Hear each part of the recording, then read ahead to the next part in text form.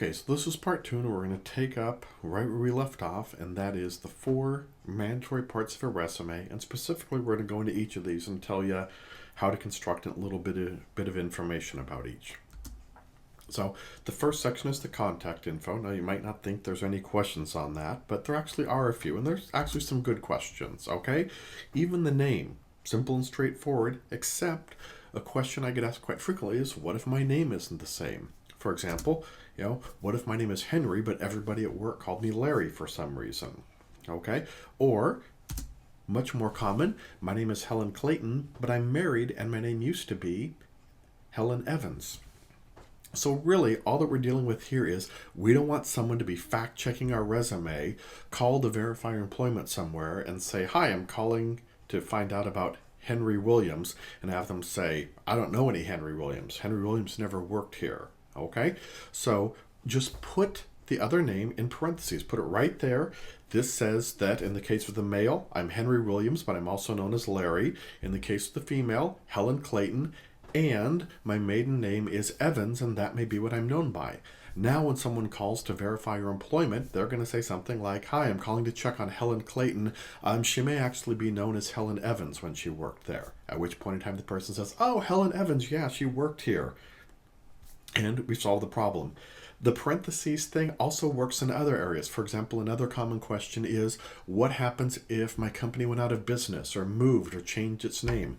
Well, this is where you use the parentheses again. You put down, Tim's Taco Hut, where you worked at from 2007 to 2010, and then just put in parentheses, went out of business, or bought out and changed its name to Tom's Sushi Shack or something like that, okay? So just put that right in there. Again, we want to avoid the thing where someone calls to verify your resume. It seems like you're lying to them because they don't know you, and then they hang up, throw your resume away, and go on to the next person. All right, address hopefully is straightforward. Your phone number, make sure it's labeled, make sure it's professional, make sure your bill is paid up, obviously, and really important, especially to those of you who are younger. Ring-a-ding, ding, ding, ding, dong. Ring-a-ding, ding, ding, dong. Ding, ding, ding, dong. Ring-a-ding, ding, ding, dong. I realize you like your ringbacks, but don't have them if you're looking for a job. Okay? Realize a lot of the people calling to verify or to call you in for an interview or something like that tend to be older. They call you, instead of hearing a phone ring, they hear the latest death metal or electronica or rap artist. And honestly, a lot of them will hang up. I've talked to them. They say that. I get that. It's unprofessional. I hang up. I go to the next applicant and I skip that person. So your phone should ring. If you don't pick it up, fine. It should go directly to a professional sounding voicemail. Something like, hi, this is Tim Trussler. Sorry I missed you. Please leave your name, phone number, and a message, and I'll get back to you as soon as possible. And that's all we're looking for. Something simple and professional. Sorry to be a killjoy. All right. Also, your email, again, professional. Pop quiz. Which one of these is appropriate?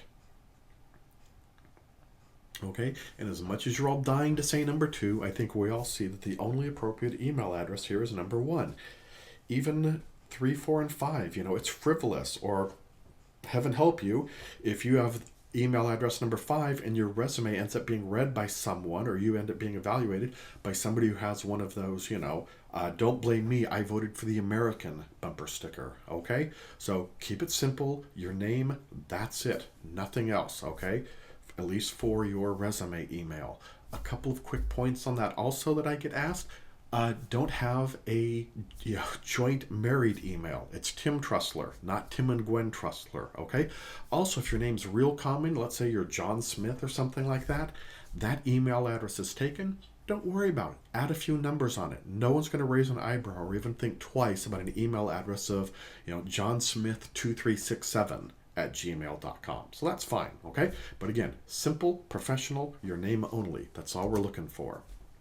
You get your contact information and format it a little bit. Don't go out of control, but put something in there that makes it a little bit eye-catching and something that stands out from the other, 200 resumes that your resume is in with, okay? Make sure that it's appropriate. For example, the second one here is kind of eye-catching, but I certainly wouldn't use that if I was applying for a manager position or an engineer or something like that. Again, don't spend too much time on it. Just make sure it looks good, sharp, and professional. All right, let's talk about this lady right here. This is the lady who has your resume somewhere in that big giant stack. All right, how is she going to get to your resume, and what is she going to do to get through those resumes?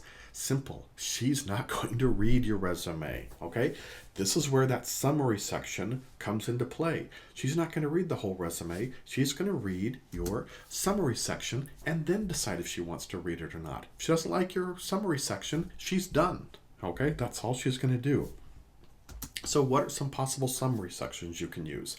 The one we're going to work with is called the summary of qualifications, where you're summarizing your qualifications for the jobs. Other things that you can see out there, and these are all fine and acceptable: a headline, an executive summary, a professional profile. For those of you that are younger and don't have a lot of work experience, you might just use your strength statement that we worked on in the previous module. Go ahead and put that in. That's a great thing. You're saying, I don't have a lot of work experience, but here's the type of person I am. Here's what you can expect out of me. Okay, so that's what we're looking at with the summary section. More than anything, it's answering the question, again, from their perspective, why should I hire you? You're trying to answer that in about 4 to 6 bullet points, about a quarter page to a half page. Don't do more or less than that, okay? If you do 1 or 2, they're going to say, why don't you have any more of these? What's wrong with you? If you do 10 of them, they're going to say, don't you know how to edit? So 4 to 6 bullet points in that prime real estate right at the top of the page, okay? And one other point about this, every statement should be provable. Everything that you have up there should be verified, documented, and proved later on in the resume. Honestly, otherwise, it looks like you went to www.coolwordsishouldusonmyresume.com and copied and pasted them into your resume. So everything that you put down there, you need to be able to own it and be able to back it up. So how do you write a summary section? Well, you have lots of things that are awesome and wonderful about you, right? And please say yes. Okay, so you do. So you're going to cherry pick. Okay, look over everything: your work history, your educational history, volunteer work that you've done, things you've done in your church, all of these things, things that you've done recently, things you did 20 and 30 years ago even. Go through and pick out the things that are best, things that make people go, ooh, I'm impressed. Okay, things that lend themselves to numbers, things that lend themselves to being easily summarized in a sentence or two. So go over your entire life, all of these experiences, and pick out the best of the best. All right, so what are some of the things we're talking about? Here's a partial list. There's lots of things that can go in here, but extensive work experience, if you have that, some areas of expertise, for example, maybe tools that you know how to use, software that you've used, if you're applying for a driving job, different vehicles that you're familiar with, everything from a tank to a forklift, things like that, accomplishments, educational achievements. Again, anyone can go to college or to high school. If you made the dean's list, make sure you're including that. If you had a great GPA, if you were involved in the yearbook committee, things like that, add those. Promotions, pay raises, certifications and trainings, okay? You see the list here. One thing I would add about that bottom one there, I realize not everything lends itself to a number, but the fact is, when people see numbers, they tend to believe it. If you say I'm a hard worker, I go, maybe, maybe not. If you put down there, made 75 widgets per week, where the average employee made 50 widgets per week, I tend to believe you a lot more. Whether that's fair or not, or true or not, is a whole nother debate. The fact is, most people believe numbers a lot more. All right, so let's give you some examples. What would a summary of qualifications look like? Well, here's mine from a few years ago, when almost all of my experience was as an instructor. Okay, I'm not going to read every word of this. Both of us have better things to do with our time. Feel free to hit pause if you do want to read it. But as you look at these bullet points, what I'm trying to do is stress, I am a good teacher. I'm an excellent teacher. Okay? The first bullet says, I'm a good teacher, and here's why. I got more graduates, I did it in less time, and the students in my class improved their reading and math in addition to getting their GED. That's a good bullet point. All right? Next bullet point says, I'm a good teacher, and here's why. My students thought I was a good teacher. My feedback came back really good. Third bullet point says, I'm a good teacher, and here's why. I worked with a lot of different students, not just all gifted students, not just all elementary school, not all adult learners. I worked with everybody. All right. The last bullet point says, I'm a good teacher, and here's why. I've worked with a lot of different materials. In fact, in some cases, I even made my own curriculum in order to teach a class. So all four of these overall are really trying to hit the point, hit it hard. I am a good teacher, a good instructor. Okay? Now, every time I put this slide up in a face-to-face training, or almost every time, someone raise their hand and go, you sound kind of braggy. You come across a little arrogant. And that's a valid point. All right, so let's talk about this. First of all, too bad. And I don't mean that to be flippant, okay? It's a valid point, but I mean to say this is the language of resumes. Your resumes are supposed to be braggy, okay? Your resumes are putting your best foot forward. It's highlighting your accomplishments. So you need to put these out here, claim them, and say, here's what I've accomplished with my life. All right. The second point I would respond with to that person is if it comes across a little braggy and it rubs you the wrong way, that's valid, okay? But remember what we said.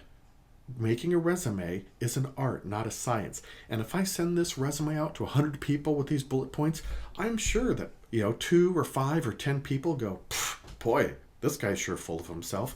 That's going to happen. But the fact is, I can't write the perfect resume. So if I'm going to make a mistake on this resume, I'd much rather have it be a little bit too aggressive, a little bit too arrogant, for lack of a better term, really pushing the envelope. And if it rubs a few people the wrong way, I'd much rather have that than the flip side, where a lot of people read my resume and go, well, I don't even understand why I should hire this guy. What's good about them? Okay? So for those of you who have difficulty tooting your own horn, for lack of a better term, you really need to get over it and realize this is the way that those bullets need to be written. Okay? So, work experience. Again, really common question. How much work experience do I include? A very, very, very general rule of thumb is 10 to 15 years. Okay? This gets violated all the time. For example, in my case, the last 2 jobs I've worked cover about 18, 19 years. So I'm going to go way past. If I include 3 to 4, which is typical, I'm going to go back 20 to 25 years. That's fine. Okay?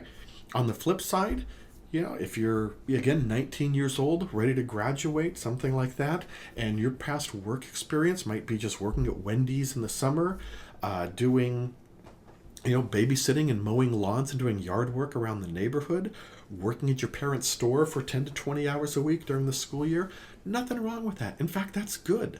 Go ahead and put it down. The fact that you're doing these things while you're working, while you're at school, is a good thing. Again, it beats people who sat on the couch and watch TV all day. So yes, you're right, it's not as good as 20 years as an executive VP at Microsoft, but it's certainly better than nothing. So please put that down. Nothing wrong with that, okay?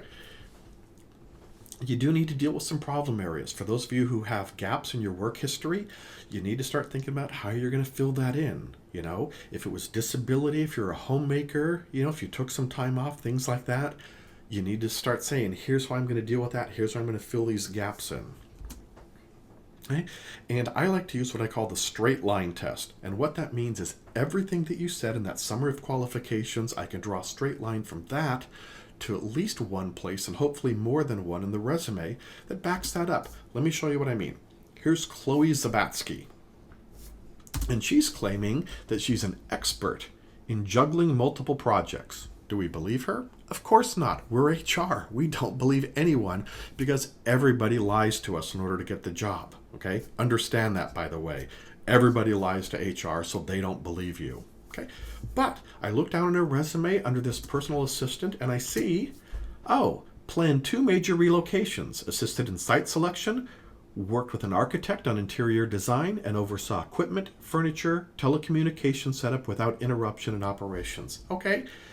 Now, I believe it. Again, I think expert is really overselling it by saying that, but I'd rather she did that and was aggressive than said, I don't think I qualify, and left it off the resume, okay? She definitely is showing that she can multitask, that she can handle stress, she can handle projects. It's a good point on the resume, okay? So that's the straight line test. Everything up on that highlight of qualifications is backed up down the resume during your work experience. Now, what is the single biggest change in resumes? For those of you who did your resume 10 years ago, listen up, okay? Get your notes out, whatever, all right? The biggest change in resumes is what's called value added, Okay, and you'll see it referred to other things, value statements, things like that. But here's the basic point, and here's what it means. No longer is it acceptable to simply list your job responsibilities. That's the way it used to be. In fact, in the old days, you'd get a job description, copy and paste your job responsibilities, put it in the resume, and you're done. Okay? Not the case anymore. Make sure you understand this. Because the fact is, if you list your job responsibilities and that's all you do, you're never actually telling me if you're any good or not. For example, let's say you're a waitress. That was your work. Don't tell me that you gave menus to people, you greeted people when they came in, cleaned tables, took orders, carried food back and forth, made change, things like that. I already know you do that. That's what waitress means, okay? What you need to do is tell me, what did you do over and above what the average employee did? So maybe you saved money. All right, maybe you save time. Maybe you found a new way to do stuff in the kitchen so that productivity increased. This is where we go back to that. Everybody else did 50 widgets or made 50 widgets. I made 75. All right, a huge one is additional responsibilities given. If you got hired as, let's say, a cashier, and then they said, wow, you're doing good. We're going to make you an assistant manager or a lead tech, or we're going to make you a manager. Things like that. You get promoted up the chain, you absolutely want to include that. Even if you didn't get promoted, if they just gave you more things to do, you were hired to do task A, and they said, wow, you're doing so good at A, we want you to do tasks B and C as well. Write that into your resume, because that's the company saying you're doing a good job in the formal way of doing it. Some other things you might want to include, ideas you had that were implemented, certifications that were obtained. Definitely include promotions, raises, and awards, because again, that's the company saying good job in an official and formal way. So that's a value added statement. And add as much of this to your resume as you can. We'll hit this a lot more in the next couple of weeks, but definitely start on that process now. Don't just list your job responsibilities. All right, and then the last thing to talk about is simply education. And the first thing we need to talk about is HR versus manager. All of us have seen a listing for a job that we thought we'd be great at, but we didn't meet the requirements, especially on something like education, where it says you have to have a BA or an AA, or it has to be one of these specific degrees, something like that. So the question is, can you get around that? And the answer is, if it's HR, no. Okay? For the most part, it's not going to happen. HR is of the belief that if they make any exceptions, the company will go out of business under a flurry of lawsuits. Now, we can talk about whether it's a valid belief or not, but that's their belief. They don't make exceptions. So if it says BA, you got to have a BA. They will not read it if you have an AA. All right? On the other hand, if you're dealing with a manager, a department manager, if there's any way that you can get in to see him and plead your case, you absolutely want to do that. Okay? You want to go in, very politely, but basically what you're saying is, look, I've done this in the real world. I've done it for 5 years or 10 years or 20 years. I know a lot more than some 19-year-old kid who passed a test. All right? Say it a little bit more politely than that. But here's the thing. The manager agrees with you. In fact, somebody else probably wrote the job description. It wouldn't have ended up that way if he wrote it. All right? So if you get a chance to do an end run or to end up in the manager's office, and again, if you're qualified for the job, absolutely go for it. Okay? This may be obvious to everyone, but want to lay it out here. You are somewhere on this educational ladder. Make sure you accurately represent yourself. Don't lie and put yourself higher on the ladder, but on the other hand, don't leave stuff off and put yourself lower on the ladder. If you've taken some college classes, for example, include that. Say that you took 25 general education credits or took 30 credits focusing on early childhood education or something like that. And specifically, a lot of you are going to have your degree in hopefully the near future. Put it down. Say, you're getting, for example, an AA, and legal office assistant or something like that. And then just simply put completed or expected completion date, June 2016, saying I'm in the process right now and I should have this next year. Okay?